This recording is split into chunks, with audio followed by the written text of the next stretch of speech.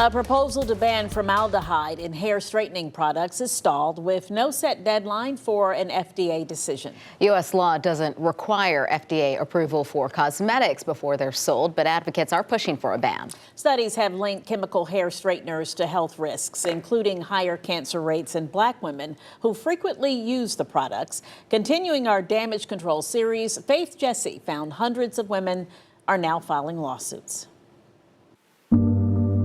The scriptures talk about a woman's hair being her glory. We want to do everything to make our hair beautiful. By using relaxers, there was a way for my hair to be beautiful.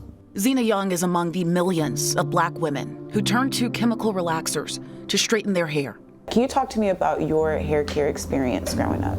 I always had really coarse hair. First, they would use straightening combs and such to do our hair, and then after that, we started getting perms. Do you remember how old you were when you first started getting relaxed and learned how to do it yourself?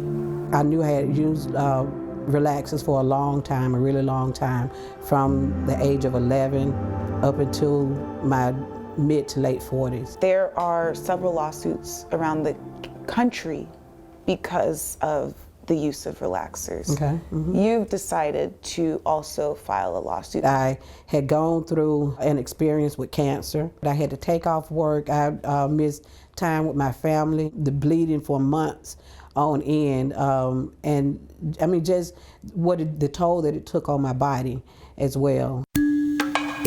11 Alive News uncovered thousands of lawsuits filed nationwide against the makers of chemical relaxers, alleging that the products cause people to get cancer, and the companies knew or should have known the risk.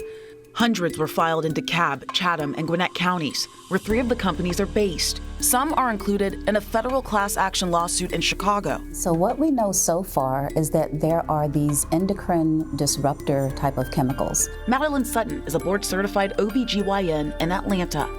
And they tend to be phthalates and parabens. They can disrupt your hormones.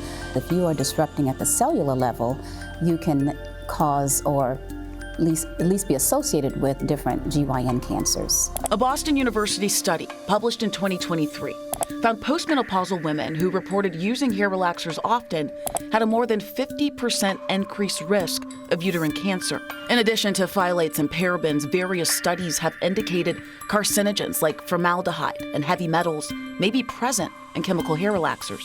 According to the FDA, while not all products include formaldehyde, many do include components that once heated can release it. In motions to dismiss the Georgia lawsuits, the companies argue plaintiffs failed to show how inadequate warnings caused their injuries and failed to directly link any of the product's ingredients to uterine fibroids and cancer risk. They also argue some plaintiffs didn't specify which ingredients were defective nor how they caused harm. There's no big alarm going about it within the salon space. April Story is among some stylists moving towards alternatives. Do you ever have people come in to the salon asking to see the labels or ingredients? No. Or do people generally just put their trust in what you're giving them? Generally, they just put their trust into what I'm giving them. And if I'm being frank, our culture we don't really ask questions about the ingredients in the products, and I want to encourage us to do that. As the truth unfolds, so does the fight for answers, justice, and embracing beauty without the damage. I feel like they're responsible and that they should compensate. I think it would send a message to the corporations.